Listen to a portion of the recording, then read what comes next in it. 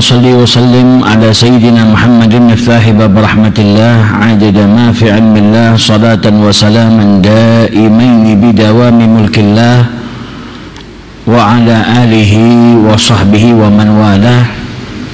نويت تعلم والتعليم وتذكر والتذكير والنفع والانتفاع والإفادة والاستفادة والحث على تمسك بكتاب الله وسنة رسوله والدعاء إلى الهدى والدلالة على الخير ابتغاء وجه الله ومرضاته وقربه وثوابه سبحانه وتعالى.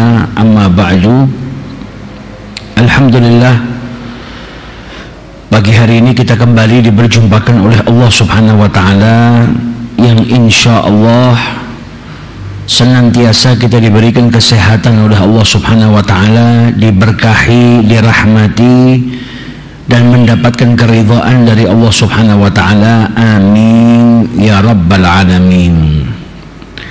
Melanjutkan kajian kita dari kitab Dalilus Sa'ilin, yang mana pada kesempatan kali ini kita masuk ke bab yang menjelaskan tentang islah dzatal bain atau mendamaikan permusuhan, mendamaikan orang yang sedang berselisih atau bermusuhan.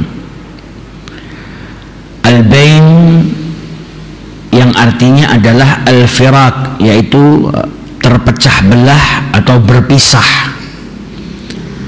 Islah dzatal bain, mendamaikan permusuhan, yaitu menghilangkan sesuatu yang menjadikan mereka itu saling bertengkar, saling bermusuhan, baik itu yang menyebabkan peperangan sampai menjadi pertumpahan darah, atau karena harta, atau karena kehormatan, atau juga karena agama. Jadi seseorang yang bisa mendamaikan orang yang sedang bermusuhan akan mendapatkan kemuliaan dari Allah Subhanahu wa Ta'ala.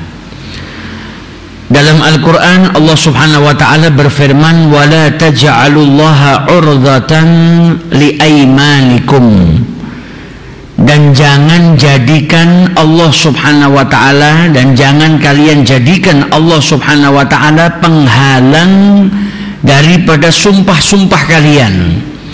Antabarru, untuk kalian berbuat baik, wa tattaqu, dan bertakwa, wa tuslihu bainan nas, dan mendamaikan permusuhan antara manusia atau perselisihan antara manusia. Wallahu sami'un alim, dan sesungguhnya Allah Subhanahu wa Ta'ala itu maha mendengar dan maha mengetahui. Maksudnya apa? Menggunakan sumpahnya atas nama Allah Subhanahu wa Ta'ala yang menjadikan dirinya tidak bisa berbuat baik karena sumpahnya, tidak bertakwa, tidak mendamaikan orang-orang yang sedang bermusuhan. Jadi bersumpah untuk tidak melakukan kebaikan itu nggak boleh. Jangan sampai kalian itu bersumpah untuk tidak apa? Untuk tidak berbuat baik, untuk tidak bertakwa, untuk tidak mendamaikan orang yang sudah bermusuhan. Jangan jadikan sumpah-sumpah atas nama Allah itu penghalang atas perbuatan-perbuatan baik. Dan juga jangan sampai kita mempermainkan sumpah. Sumpah itu jangan enteng di mulut. Nah, dalam ayat ini kita dijelaskan oleh Allah Subhanahu wa Ta'ala, jangan jadikan sumpah kalian atas nama Allah itu menjadi penghalang kalian tidak bisa melakukan kebaikan, ketakwaan, dan mendamaikan orang yang sedang bermusuhan. Dalam ayat yang lain Allah Subhanahu wa Ta'ala berfirman, la khaira fi katsirin min najwahum, tidak ada kebaikan dalam apa? Dalam pembicaraan yang sifatnya rahasia, berbisik-bisik. Illa man amara bisadaqatin, kecuali dalam beberapa perkara. Salah satunya apa? Yaitu mengajak kebaikan untuk bersedekah, au ma'rufin, atau berbuat baik, au islahim bainan nas, atau mendamaikan manusia yang sedang bermusuhan atau sedang berselisih. Wa may yaf'al dzalika ibtigha'a mardatillahi fasawfa nu'tihi ajran 'azima. Yang melakukan ini semua tujuannya, harapannya keridhaan Allah Subhanahu wa Ta'ala, maka dia akan diberikan oleh Allah Subhanahu wa Ta'ala pahala yang agung. Jadi orang yang sedang pembicaraannya itu dirahasiakan atau berbisik-bisik, dikatakan tidak ada kebaikan kecuali apa? Kalau itu ngajak sedekah, ngajak berbuat baik, kemudian menyatukan atau mendamaikan orang yang sedang bermusuhan atau berselisihan. Yas'alunaka 'anil anfal. Ketika Nabi Muhammad SAW ditanya tentang anfal, ghanimah, rampasan perang, maka Allah Subhanahu wa taala berfirman, "Qulil anfalu lillahi war rasul." Katakanlah wahai Muhammad, kalau ghanimah itu lillah, war rasul, yang akan membagi Allah Subhanahu wa taala melalui Nabi besar Muhammad sallallahu alaihi wasallam. Lillah, untuk Allah dan Rasulnya. Fattaqullaha, bertakwalah kalian kepada Allah, wa aslihu dzata bainikum, dan perbaikilah hubungan antara satu dengan yang lainnya. Hubunganmu dengan yang lainnya. Wa atiullaha wa rasulahu in kuntum mu'minin, dan bertaatlah kalian kepada Allah dan Rasulnya jikalau kalian benar-benar orang yang beriman. Dalam ayat yang lain Allah Subhanahu wa taala berfirman, wa in ta'ifatani minal mu'minina qatatalu fa aslihu bainahuma. Kalau ada dua kelompok sama-sama muslim, sama-sama mukmin, mereka berseteru, mereka berkelahi, mereka berperang, maka jangan didiamkan. Kita sebagai seorang mukmin juga harusnya apa? Mendamaikan yang sedang berselisih. Nah, kalau di zaman kita sekarang yang ada orang yang berselisih, kita ikut berselisih, condong ke salah satu daripada orang tersebut, bukannya mendamaikan. Padahal perintahnya Allah Subhanahu wa taala apa? Didamaikan, mendamaikan orang yang sedang bermusuhan. Dan orang yang mendamaikan orang yang sedang bermusuhan itu mendapatkan pahala yang besar daripada Allah Subhanahu wa taala. Kenapa? Ini perintah. Kalau sudah perintahnya Allah kita ngelakukan, kita ngerjakan, kita ngamalkan, ya berarti kita akan mendapatkan pahala yang besar daripada Allah Subhanahu wa taala. Dalam hadis Nabi Muhammad SAW bersabda, kullu sulama minan nasi alaihi sadaqah. Manusia itu di dalam tubuhnya memiliki persendian, dan setiap persendian yang ada pada diri manusia itu dituntut untuk bersedekah. Kulla yaumin tatlu'u fihi syamsu, setiap hari ketika matahari itu terbit, ya'dilu bainal itsnaini sadaqatun, siapa yang mempersatukan, mendamaikan dua orang yang berselisih, maka itu adalah sedekah. Wa yu'inu rajula ala dabbatihi fayahmilu 'alaiha, membantu seseorang naik ke tunggangannya. Ada orang yang mau naik ke tunggangannya, kalau zaman dulu kuda atau keledai, kalau zaman ini mungkin kendaraan umum, mobil dan lain sebagainya. Kita kalau bantu, ada orang mau naik nggak mampu, kita bantu, maka itu bagian daripada sedekah. Au yarfa'u 'alaiha mata'ahu sedekah, atau mengangkatkan barangnya seseorang ke tunggangannya. Naikkan ke kudanya, naikkan ke keledainya, naikkan ke atas untanya. Kalau zaman sekarang naikkan ke kendaraannya. Maka bantu ngangkatkan barangnya orang, itu bagian daripada sedekah. Wal kalimatu thayyibatu sedekah, ucapan yang baik, kata-kata yang baik, dari itu zikir atau ucapan-ucapan yang baik yang kita sampaikan kepada orang lain, maka itu adalah sedekah. Wa kullu khutwatin yakhtuha ila salati sadaqah, dan setiap langkah yang dilangkahkan oleh seseorang menuju ke tempat sholat, menuju ke masjid untuk mendirikan sholat, maka itu adalah sedekah. Wa yumitul adza anit tariq sadaqah, dan menghilangkan sesuatu yang menghadang jalan. Jadi di jalanan ada batu, mungkin ada paku, kita memindahkan atau meminggirkan sesuatu yang menghalangi jalannya manusia, maka itu bagian daripada sedekah. Dalam hadis ini Nabi SAW menjelaskan kepada kita, kulli sulama minan nasi sedekah. Setiap hari manusia itu dalam persendiannya dituntut oleh Allah Subhanahu wa taala untuk bersedekah. Tujuannya apa? Bersyukur atas persendian yang Allah Subhanahu wa taala berikan kepada manusia. Caranya dengan apa? Dengan berbuat ketaatan kepada Allah Subhanahu wa taala, beramal baik setiap hari dan menjauhi sendi-sendinya tadi, dijauhkan daripada perkara-perkara yang diharamkan oleh Allah Subhanahu wa taala.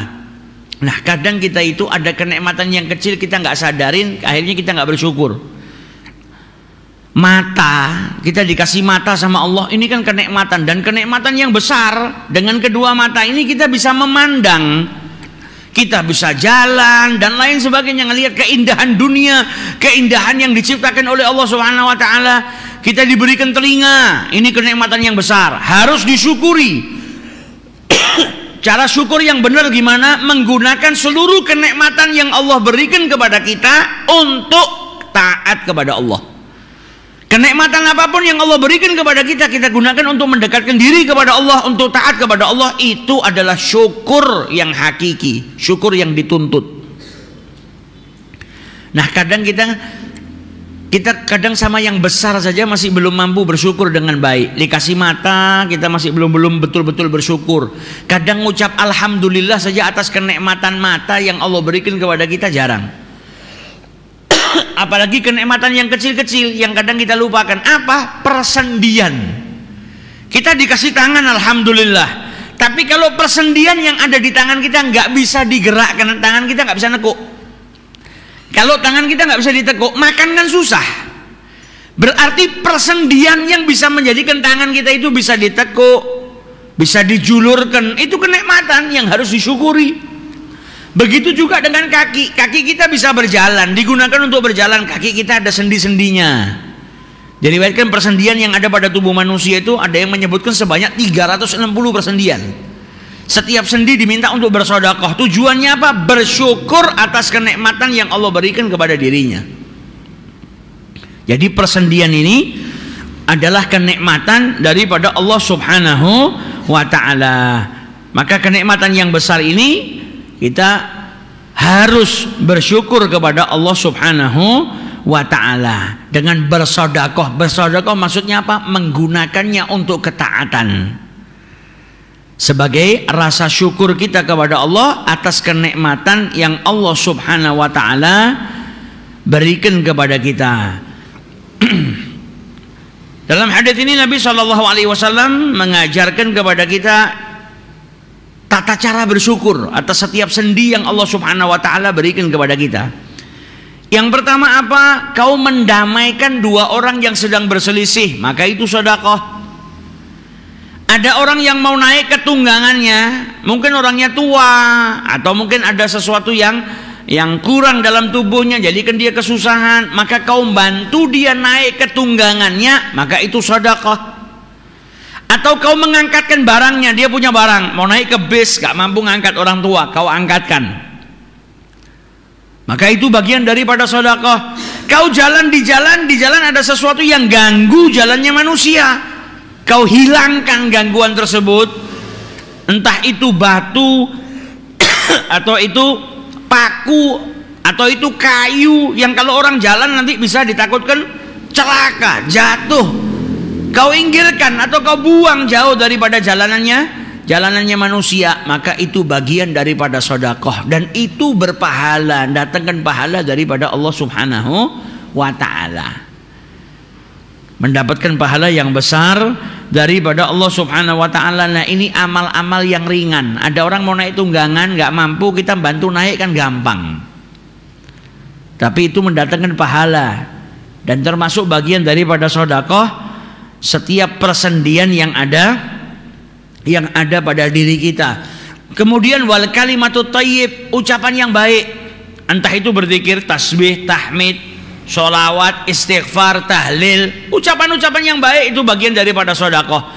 Atau kau mengucapkan sesuatu yang baik kepada seseorang, ketemu, assalamualaikum, apa kabarnya, alhamdulillah, semoga tambah sehat, ucapan-ucapan yang baik itu juga bagian daripada sedekah. Dan langkah kaki manusia menuju untuk melaksanakan sholat ke masjid, untuk melaksanakan sholat, mau itu jaraknya jauh, mau itu jaraknya dekat, itu bagian daripada sedekah. Di jalan-jalan ngelihat ada ada sesuatu yang ganggu jalan kita minggirkan, maka itu bagian daripada sedekah. Kelihatannya gampang, tapi ternyata pahalanya besar daripada Allah Subhanahu wa ta'ala. Dan amal-amal yang ringan seperti itu terkadang kita bisa lebih melakukannya ikhlas semata-mata karena Allah. Tapi kalau amal yang besar terkadang kita kalah sama apa? Sama riya. Tapi kalau yang ringan kita jauh daripada sifat riya. Kita keluar di jalan ada batu. Wah, ini kalau orang jalan nyandungi nih, bikin orang kesandung, kita minggirkan. Apa terus kita mau sombong? Saya baru saja alhamdulillah jauhkan batu di jalan supaya kalian itu kalau lewat gak tersandung. Tidak ada yang seperti itu. Karena nganggap ini sudah amal yang biasa. Akhirnya melakukannya apa? Lillahi ta'ala, semata-mata karena Allah, bukan untuk dipuji, bukan untuk dibilang baik. Nah, kita juga tidak boleh meremehkan perbuatan baik. Semampu kita mampu berbuat baik apa, lakukan. Kumpulkan sebanyak mungkin amal soleh yang insya Allah kalau diterima akan membahagiakan kita kelak ketika kita dibangkitkan oleh Allah Subhanahu wa ta'ala.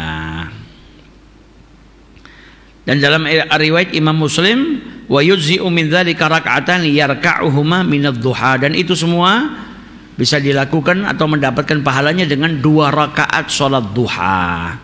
Ai yakfi mimma wajaba 'ala sulama minas sadaqati salatud duha, yaitu cukup bagi seseorang yang punya persendian itu, bersyukurnya kalau tidak bisa ngamalkan yang itu semua, 2 rakaat salat duha.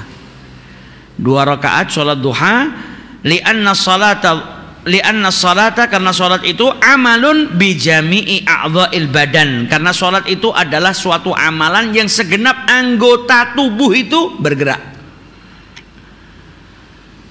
Jadi yang semua tadi disebutkan satu persatu bisa dirangkum dalam satu amal, yaitu apa? Rakaatan, 2 rakaat salat duha, karena salat itu adalah sebuah amaliyah yang segenap anggota tubuh itu bergerak.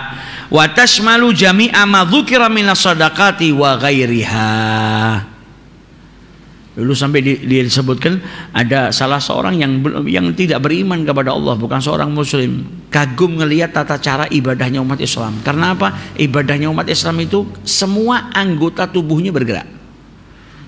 Tapi ketika dia ngamatin dari rukuk, sujud, i'tidal, ada satu yang dia lihat gak bergerak, apa?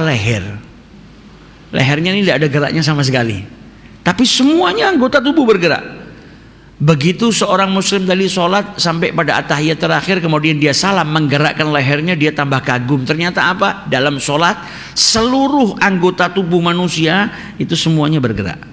Tangan ya bergerak, kaki ya bergerak, leher ya bergerak. Semuanya bergerak ketika seseorang itu mendirikan sholat. Nah, setiap persendian manusia dituntut oleh Allah Subhanahu wa ta'ala untuk mengeluarkan sedekahnya sebagai bentuk rasa syukur atas kenikmatan yang Allah Subhanahu wa ta'ala berikan.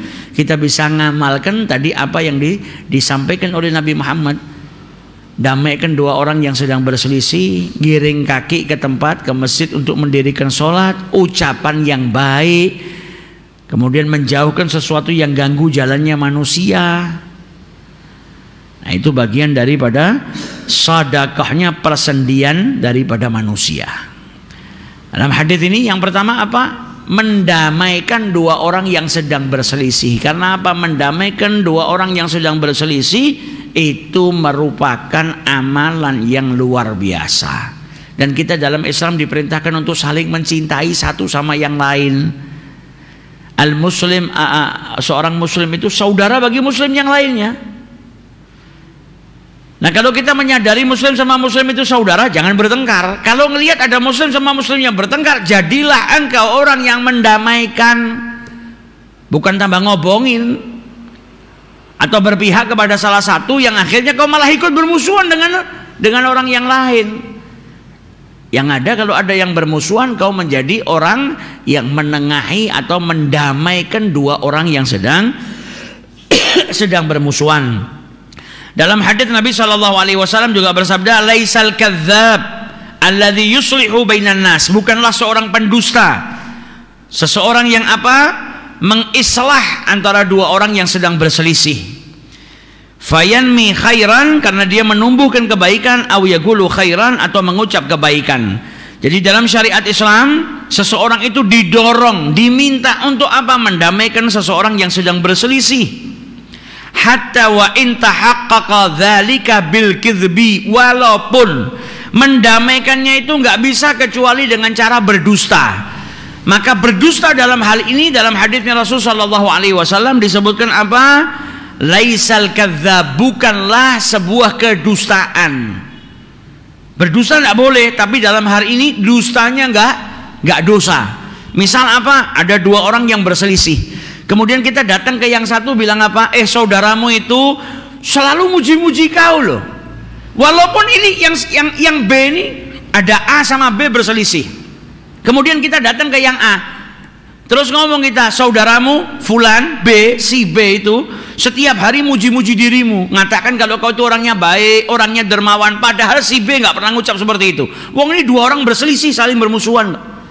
Nah, kita berdusta tujuannya apa? Menumbuhkan cinta antara dua orang ini supaya baikan, dan ucapan yang disampaikan juga baik. Kemudian datang yang ke B juga ngomong, itu si A kemarin muji-muji dirimu, dia berkata kau itu baik, suka bantu, padahal si A nggak pernah ngomong, atau si B nggak pernah ngomong. Nah, yang seperti ini tidak berdosa. Lain halnya kalau dua orang sudah bermusuhan, kita datang yang ke A, si B ngomong, kamu nih kurang ajar, kamu nih suka memfitnah, wah ini malah ngobong-ngobong, nggak boleh.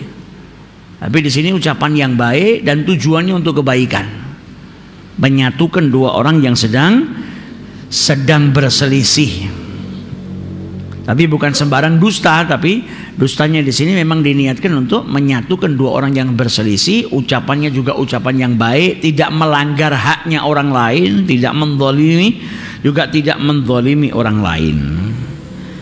Saking pentingnya dan saking besarnya pahala dan dituntutnya kita sebagai seorang muslim untuk apa? Mendamaikan orang yang sedang berselisih. Dalam hadis yang lain Nabi SAW bersabda, la taqata'u, jangan kalian itu saling memutus. Memutus apa? Tali silaturahmi, hubungan kekeluargaan. Kita itu muslim yang satu dengan yang lainnya bersaudara, jangan sampai diputus.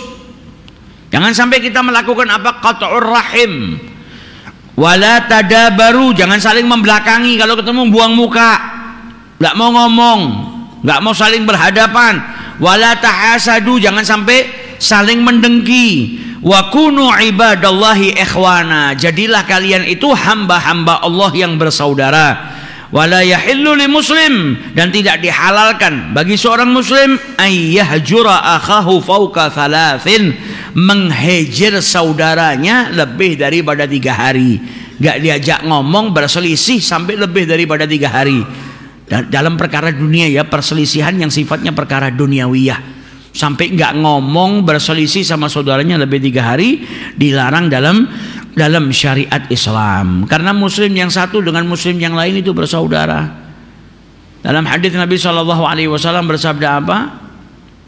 La yu'minu ahadukum, tidak sempurna keimanan salah seorang daripada kalian, hatta yuhibba li akhihi, sampai dia bisa mencintai untuk saudaranya, ma yuhibbu li nafsihi, sebagaimana ia mencintai untuk dirinya sendiri.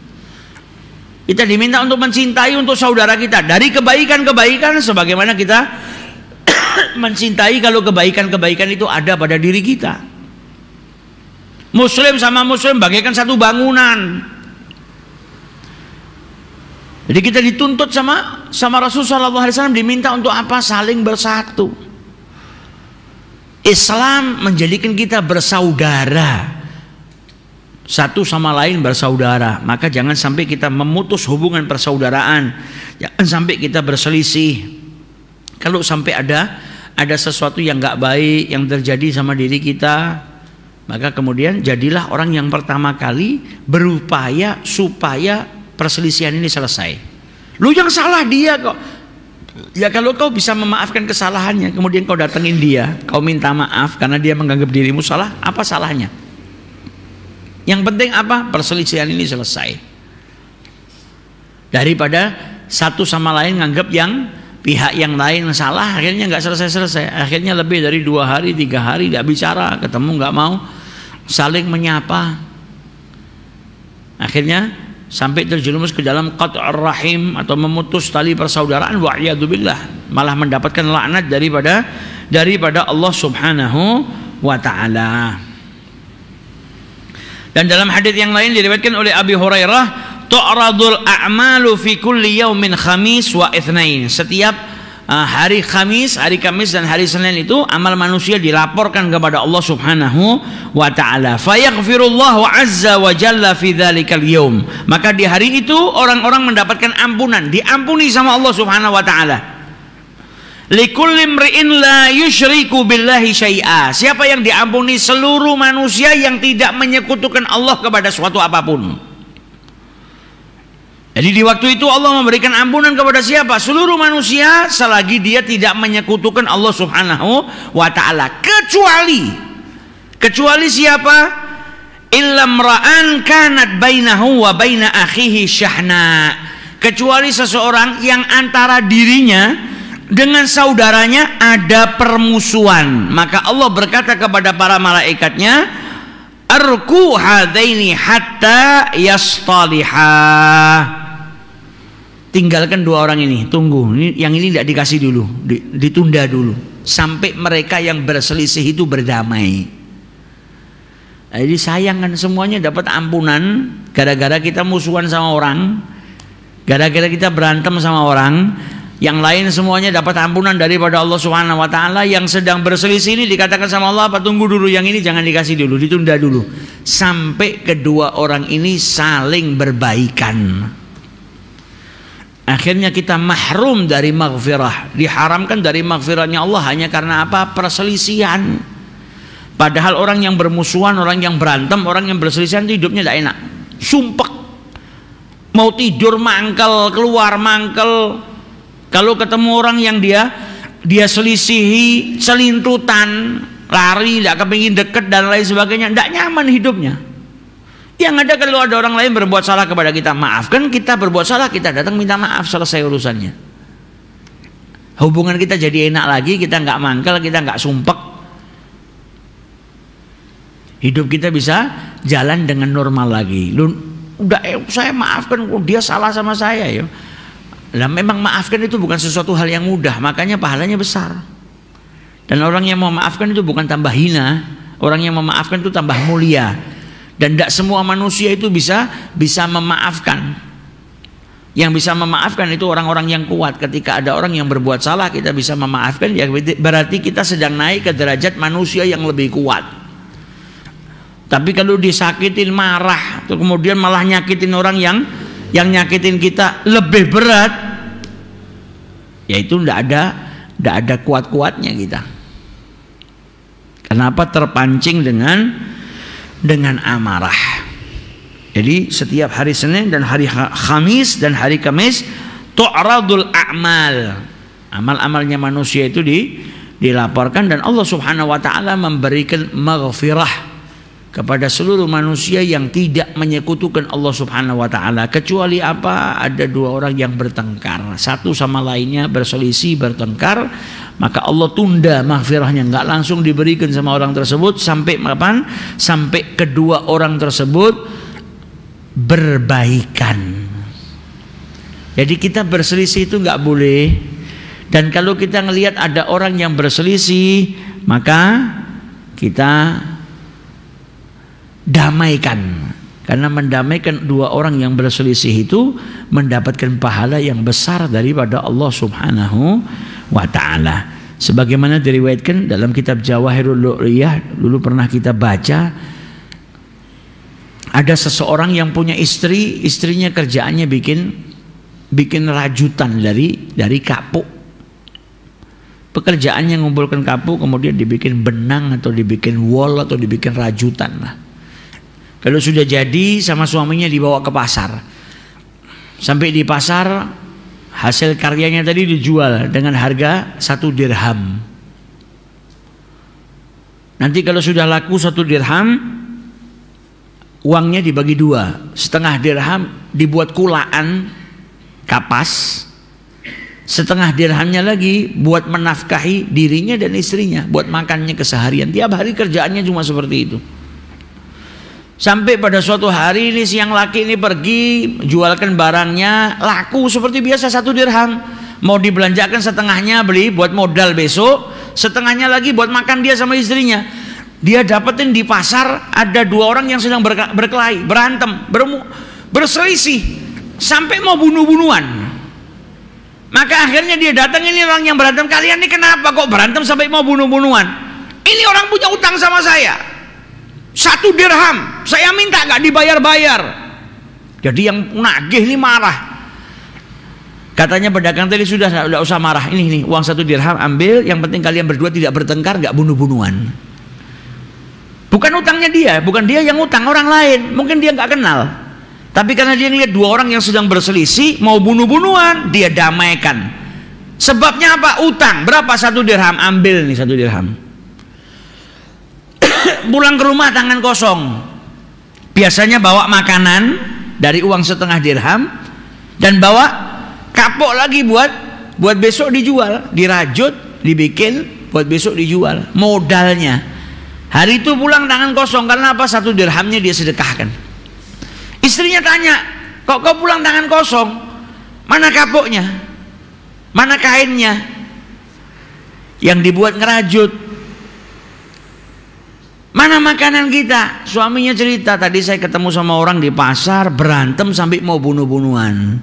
Nah istrinya orang solehah juga, tidak marah sama suaminya, malah suaminya itu didoakan. Alhamdulillah kau sudah bisa berbuat baik, kau bantu orang, kau damaikan orang yang berselisih. Semoga Allah Subhanahu wa taala memberkahi perbuatanmu. Dia berdoakan. Akhirnya istrinya ngumpulkan bekas-bekas kapuk yang berserakan di rumahnya. Namanya orang jahit ya, mesti kan ada yang jatuh-jatuh, potongan-potongan dikumpulkan, ya jadinya nggak bagus. Tapi ya tidak punya apa-apa hari itu kecuali itu. Dibawa sama suaminya ke pasar, keliling ke pasar nggak ada yang beli. Keliling ke pasar, tidak ada yang mau jual barangnya, nggak ada yang beli. Sampai akhirnya sedih pulang jalan, dia ketemu pedagang ikan.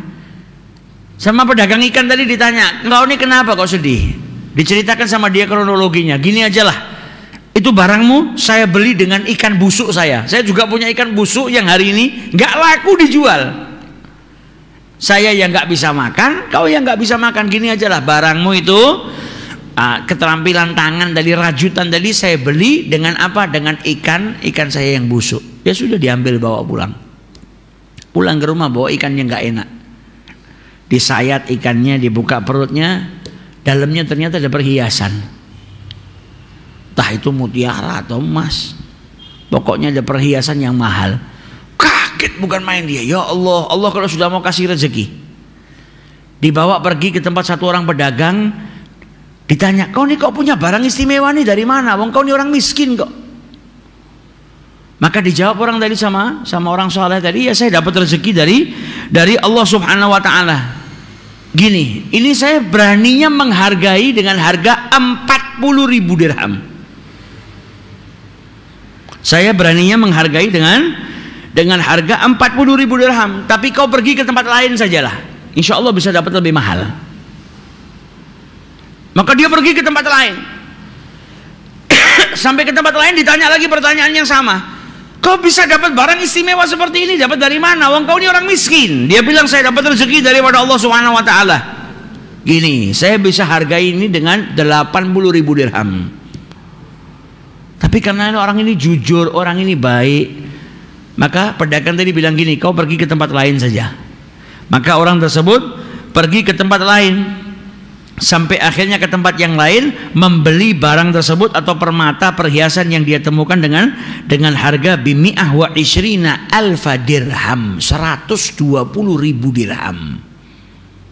Ikan busuk dari modal di bawah 1 dirham, itu benang-benang yang gak kepake kok.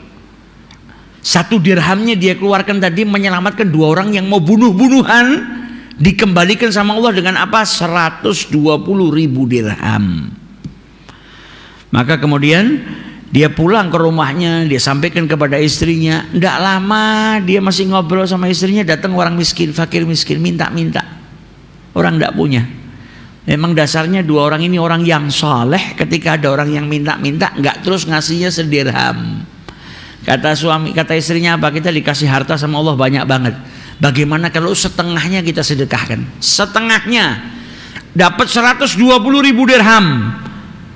Disedekahkan setengahnya ke fakir miskin yang datang ke rumahnya. Jadi dia punya 60.000. Orang yang datang fakir miskin tadi mendapatkan 60.000. Nggak pakai berpikir panjang, buat sedekah di jalan Allah dia nggak pakai berpikir panjang, dikasihkan karena dia tadi sudah nikmatin sedekah sedirham menyelamatkan dua orang yang mau bunuh-bunuhan, Pak, dapatnya dari Allah luar biasa. Maka disedekahkan sama fakir miskin tadi. Nah, ini orang soleh ini dari Bani Israel. Maka orang fakir miskin tadi berkata, ambil, saya nggak mau, saya bukan manusia, saya malaikat yang diutus oleh Allah Subhanahu wa ta'ala. Kalian itu diberikan kenikmatan sama Allah karena perbuatan kalian tadi yang baik. Perbuatan seseorang tadi yang menyatukan dua orang atau mendamaikan dua orang yang berselisih, mau bunuh-bunuhan tidak jadi, tidak terjadi pertumpahan darah. Karena apa? Karena dia mendamaikan dua orang yang berselisih. Nah, ini manfaatnya. Orang yang mendamaikan dua orang yang berselisih akan mendapatkan banyak manfaat. Apalagi kalau sampai mau bunuh-bunuhan. Nah, ini 1 dirhamnya tadi bisa menyelamatkan nyawanya orang. Ya diganjarnya sama Allah dengan ganjaran yang berlipat ganda. Tapi ini melakukannya karena Allah, semata-mata karena Allah Subhanahu wa ta'ala. Amalnya ikhlas dalam beramal itu pentingnya luar biasa. Kalau amalan dilakukan tidak ikhlas, ya nggak akan mendapatkan apa-apa. Yang ada habaan manthura, seperti debu yang berterbangan. Seperti kisahnya orang kaya yang bangun masjid gak mau minta bantuan orang. Saya mau bangun masjid sendiri. Satu kampung nggak ada yang boleh ikut andil, nyumbang 1 dirham aja nggak boleh. Hati-hati. Nurut satu kampung nggak ada yang berani. Setelah masjidnya dibangun, proses pembangunan, tiap kali tidur dia mimpi papan nama masjidnya dia. Masjidnya tuh dikasih nama pakai namanya dia, Masjid Fulan. Papan namanya itu diganti sama malaikat. Tiap malam tidur ngimpi ketemu malaikat turun dari langit. Papan nama itu masjid yang ada namanya dia diganti dengan papan nama seorang wanita. Setiap kali bangun tidur dia panggil ajudannya, coba pergi lihat masjid yang saya bangun, namanya dirubah nggak? Wong itu dalam mimpi, ya ajudannya pergi ke masjid ngelihat papan namanya ya masih tetap saja namanya dia. Tapi setiap malam mimpinya seperti itu. Sampai akhirnya dia bingung, coba cari di desa ini nama wanita yang bernama Fulana. Didatangkan ternyata wanita miskin. Ketika datang ke rumahnya orang kaya tadi bilang apa? Bukankah kau sudah tahu kalau saya mengharamkan siapapun ikut andil bangun masjid saya?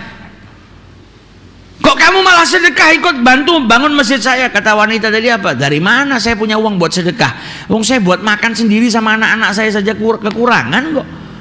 Kok sedekah buat bangun masjid? Nah, orang kaya ini bingung. Terus saya mimpi seperti ini, setiap hari papan nama di masjid saya dicopot, diganti dengan namamu nih. Sangkut pautmu apa? Apa yang pernah kau lakukan di masjid saya? Kata wanita tadi, saya tidak pernah ikut nyumbang. Cuma dulu saya pernah lewat di masjid Anda ketika proses pembangunan masjid. Zaman dulu kan belum ada kol, belum ada pickup. Nah, yang ngangkat batu itu pakai keledai. Nah, saya lihat ada keledai yang diikat di tiang habis ngangkat-ngangkat barang, dan tempat minumnya keledai itu ada di seberangnya. Keledainya diikat, minumannya ada di seberangnya. Keledainya ini kehausan, mau minum nggak bisa. Maka akhirnya saya dorong air yang ada di seberang itu, saya dorong sampai ke dekatnya si keledai sehingga keledai tadi bisa minum. Kata rajanya, ini loh amalmu. Kau mendekatkan air, ngasih minum hewan, dan niatmu apa? Ikhlas semata-mata karena Allah. Dan saya ketika bangun masjid niatnya apa? Pamer, ingin dipuji saya punya masjid.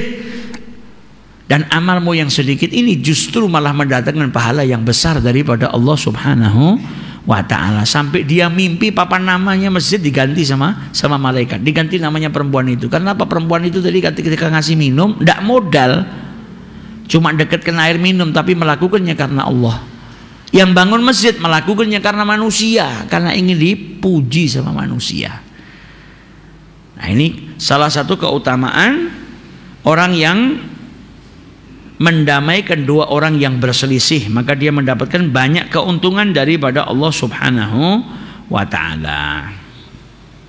Kemudian dikatakan oleh Sayyidina Ali bin Abi Thalib karramallahu wajhah, inna min mujibatil maghfirah idkhalus surur ala akhikal muslim.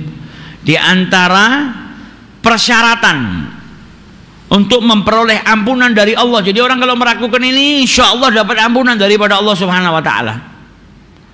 Apa? Memberikan kegembiraan kepada sesama muslim, nyenengke wong muslim. Idkhalus surur, itu pahalanya besar. Lihat ada orang yang sumpah kau bahagiakan. Ada yang sedih mungkin karena sesuatu, kau bantu dia supaya dia tuntas daripada kesedihannya. Membahagiakan orang lain itu menyebabkan manusia mendapatkan maghfirah, ampunan daripada Allah Subhanahu wa taala. Dan ketika kau bantu orang lain menuntaskan masalahnya, masalahmu dituntaskan oleh Allah. Kau nutup aibnya orang lain, aibmu ditutup oleh Allah. Imbalannya luar biasa. Idkhalus surur, gak bisa apa-apa minimal dengan apa? Dengan ucapan yang baik. Ucapan yang baik itu ada energi yang bikin manusia itu bahagia. Terkadang kita nggak bisa bantu seseorang, paling tidak kita mengucapkan yang baik. Atau terkadang kita bisa menghibur dirinya dengan sesuatu yang baik, sampai di akhirnya sesaat hilang kepenatannya, hilang kesedihannya. Itu datangkan pahala yang berlimpah dari Allah Ta'ala, semampu kita. Yang penting apa? Memasukkan kebahagiaan kepada hatinya seorang muslim. Nah ini amalan yang istimewa, yang seharusnya jadi rutinitas kita. Jadi rutinitas kita. Kalau kita membahagiakan hambanya Allah, yang menciptakan hamba itu akan bahagiakan kita. Itu sudah kunci kehidupan. Kita membahagiakan hambanya Allah, yang menciptakan hamba tersebut akan membahagiakan kita. Ambil satu momen yang kita lakukan semata-mata karena Allah, kita bahagiakan orang lain. Kalau pas kita dapat rezeki yang lebih misalnya, biasanya kita kalau ngisi fakir miskin 5.000 paling besar. Ambil waktu, nggak harus setiap saat, semampu kita. Kita datang kepada orang yang sangat butuh, kemudian kita berikan bantuan lebih daripada itu, sehingga dia bisa menuntaskan masalahnya, dia bisa bahagia. Idkhalus surur. Lah kalau membahagiakan orang biasa saja, itu datangkan maghfirah dari Allah dan dapat pahala yang besar. Lah bagaimana kalau yang kita bahagiakan kedua orang tua kita? Nah, itu sudah wajib jadi rutinitas kita. Jangan sampai kita menjadi orang yang masukkan kesedihan ke dalam hati kedua orang tua. Wa'iyadzubillah. Tapi harusnya kita menjadi seseorang yang memasukkan kebahagiaan ke dalam hati kedua orang tua kita. Itu khalus surur. Nah ini amalannya orang-orang yang soleh. Kita kalau sedikit aja memikirkan orang-orang yang soleh itu, kadang kalau ngelihat orang, ada seorang yang soleh yang kita kenal gitu ya, lalu kita kumpul sama dia, begitu mata kita natap matanya dan matanya natap kita, dia senyum sama kita langsung bahagia luar biasa. Jadi tindak tanduknya semuanya bahagia, masukkan kebahagiaan ke dalam hatinya orang. Entah itu dengan senyuman. Terkadang kita temuin orang soleh kemana-mana bawa permen. Tiap ketemu anak kecil dikasih permen. Masukkan kebahagiaan ke dalam hatinya anak kecil. Anak kecil senang dikasih permen. Dan mereka nggak nganggap ini amalan yang remeh. Sayyidina Abdullah bin Umar kebiasaannya kemana-mana bawa sukar, bawa manisan. Tiap ketemu anak kecil dikasih manisan. Jadi idkhalus surur ini amalannya orang-orang besar. Apalagi di saat kita sendiri yang suntuk, kita yang sumpek. Terkadang kita punya beban, punya banyak masalah, terus mau masukkan kebahagiaan ke orang lain, kan susahnya minta ampun. Tapi justru kunci kebahagiaan kita di situ. Ketika kita punya masalah, punya kepenatan, punya kesumpekan, nggak bahagia 1 hari 2 hari, sedih terus, bahagiakan orang lain, kau akan dibikin bahagia sama Allah Subhanahu wa taala. Ketika memberikan kebahagiaan kepada orang lain, maka Allah Subhanahu wa taala akan memberikan kebahagiaan kepada kita. Dan terkadang kita itu sumpek, suntuk, sedih karena permasalahan-permasalahan yang tidak ada manfaatnya. Karena permasalahan-permasalahan bukan permasalahan yang besar, permasalahan-permasalahan yang kadang tidak bermanfaat, tidak ada manfaatnya, jadikan kita orang down, jatuh, sedih. Hingga dulu ada satu orang yang bijaksana, ahli hikmah. Orang ahli hikmah ini pernah didatengin sama orang ngeluh, saya ini sumpek, berapa hari ini sumpek, kepala pusing, sedih, suntuk. Sama orang ahli hikmah yang orang soleh ini ditanya, kau itu dulu datang ke dunia bawa masalah-masalahmu ini enggak? Yang bikin kau sumpek ini, masalah-masalah ini, dulu waktu kau datang ke dunia kau bawa ini enggak? Ya enggak. Setiap orang itu kalau lahir kan yuladu ala fitrah, lahir dalam keadaan suci. Kok bawa masalah? Kenal sama masalah saja tidak. Jadi dulu kau datang ke dunia enggak bawa masalah-masalah ini? Ya enggak. Lah nanti kalau kau meninggalkan dunia ini, akan kau bawa enggak masalah-masalahmu ini yang bikin kau sumpek, bikin kau sedih? Ya enggak. Masa mati bawa masalah? Maka kata orang soleh tadi, subhanallah, kau itu datang ke dunia enggak bawa masalah-masalah yang bikin kau sumpek, dan nanti kau meninggalkan dunia pun enggak mau bawa masalah ini. Lah kau habiskan saat ini umurmu, kau habiskan pemikiranmu, perhatianmu kepada masalah-masalah yang tidak kau bawa waktu kau datang ke dunia, dan tidak akan kau bawa kelak ketika kau meninggalkan dunia. Berarti kan ini sesuatu yang tidak bermanfaat. Kau datang tidak bawa ini, pergi nanti juga nggak bawa ini, kau tinggalkan. Lah kenapa kau habiskan seluruh energimu, perhatianmu hanya karena permasalahan-permasalahan seperti ini yang bikin kau sedih? Nah kadang kita suntuk, sedih semua hanya karena perkara-perkara yang sebetulnya tidak bermanfaat. Justru kita malah nggak sedih dengan permasalahan-permasalahan yang itu lebih jauh bermanfaat bagi kita. Jadi kebalik-balik.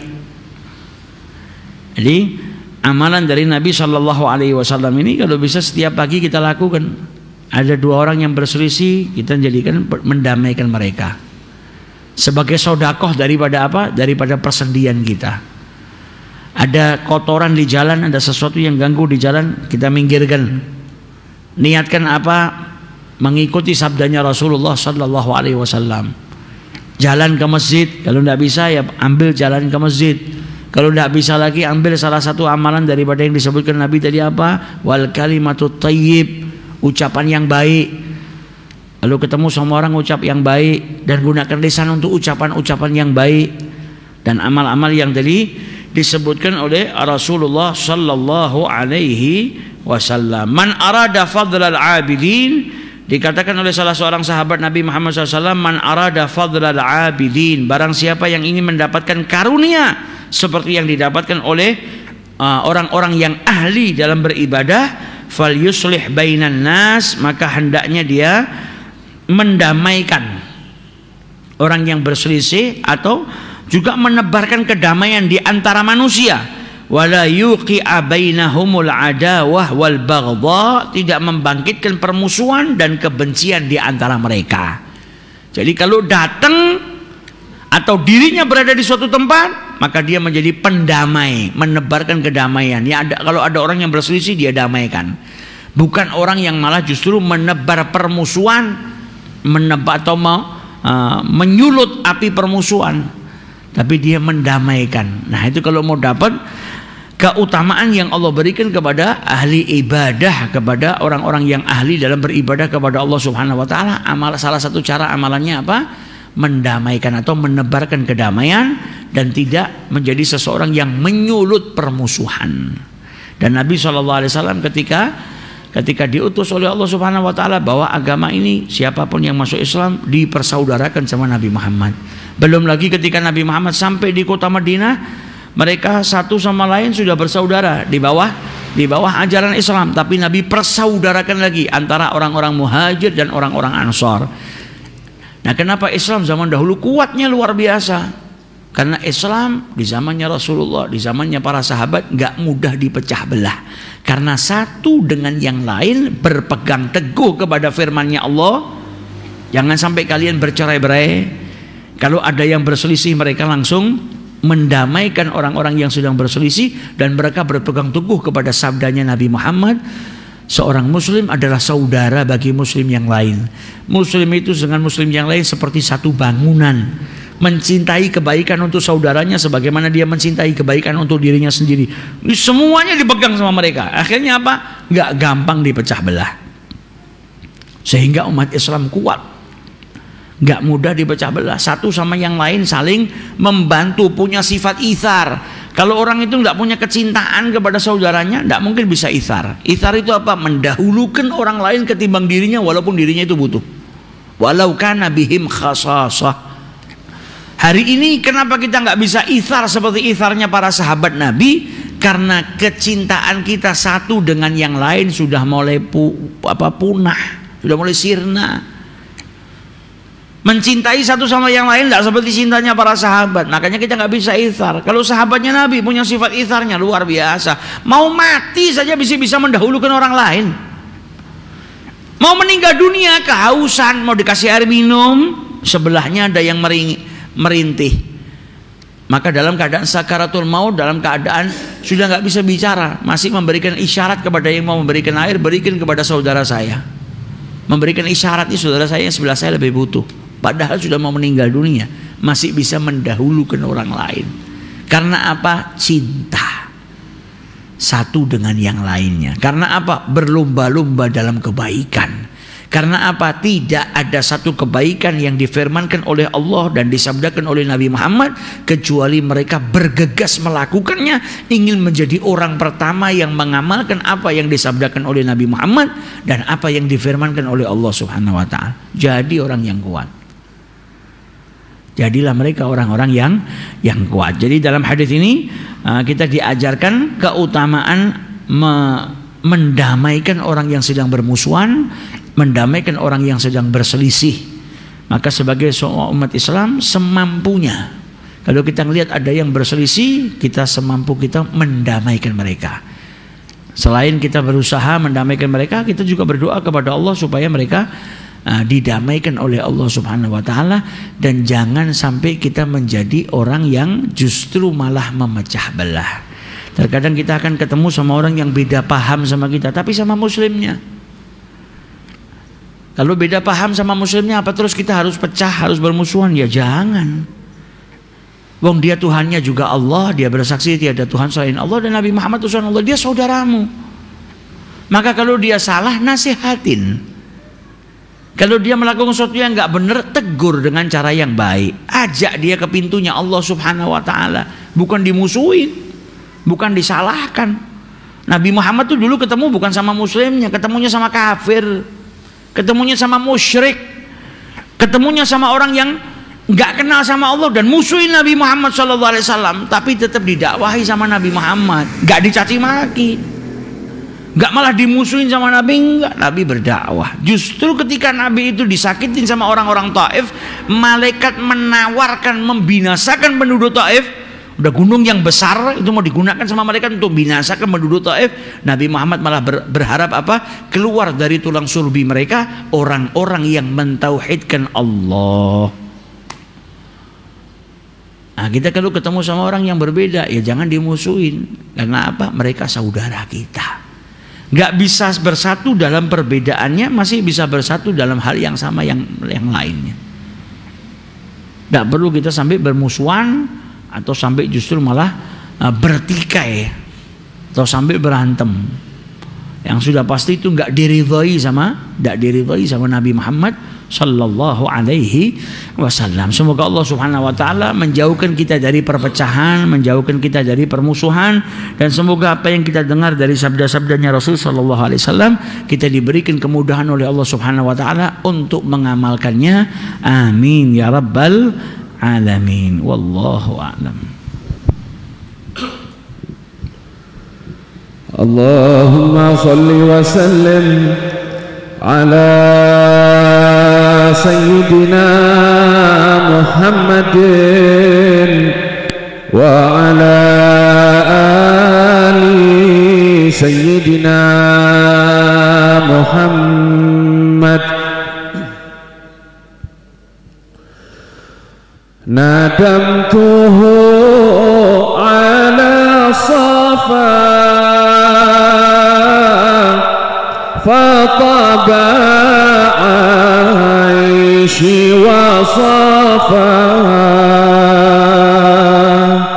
وكنت أهوى درباه ووصلاه فأسعفا وليس عندي حالة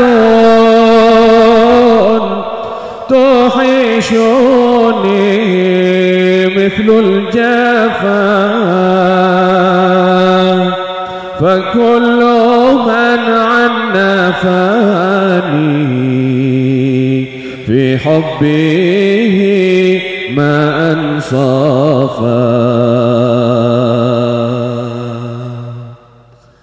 لله خل صادق عاهدته على الوفاء وصافه الوصيف لي وهو على ما وصفا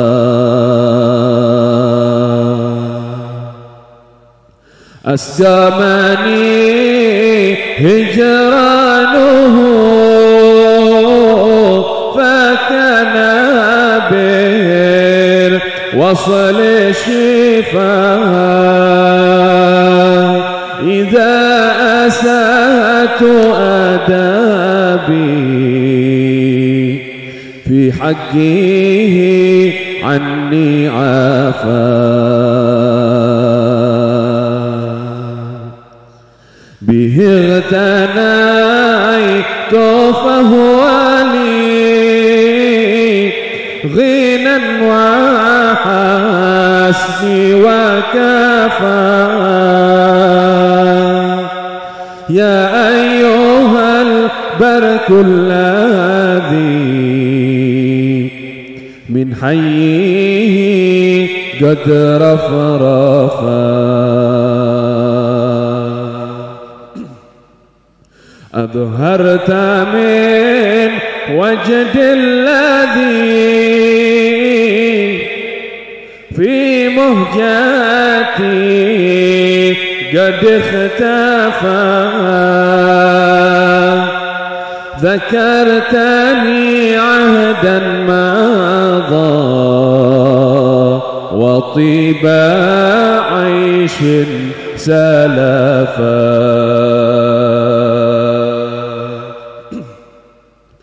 كنت به في غبطة ببردها ملتحفا يدور فيما بيننا كاس من الود صفا طابت به أرواحنا وهمها قد انتفى يا ربنا يا ربنا غثنا بقرب المصطفى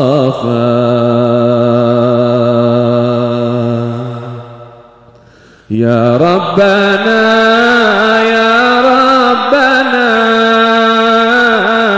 غثنا بقرب المصطفى فإنه زادت به الأرواح منا شغفا فارحم إلهي ضعفنا فنحن قوم ضعفاء لا نستطيع صبرا عن محبوبنا ولا الجفا. فاكشف إلهي ضرنا يا خير من قد كشفا، وامنن علينا بلقاء محبوبي جهرا وخفا. وصل يا ربي على البرايا شرفا، وآله وصحبه ومن لهم قد اكتفى. اللهم صل وسلم وبارك عليه وعلى آله وأصحابه. فاتحة بن ذي القلوب من كل شر معمول صلاح جام ظاهرا باطنا دافعة لكل شر جالبة لكل خير. الله يفتح علينا عليكم فتوح العارفين، فكناكم في الدين وعلمنا لكم التعوير وسكنكم سواء سبيل، ويجعلنا لكم قرة عين سيد المرسلين، ويختم أمرنا بالحسنى وراض عنا في خيرة وعافية، وإلى حضرة النبي محمد صلى الله عليه وسلم. الفاتحة. أعوذ بالله.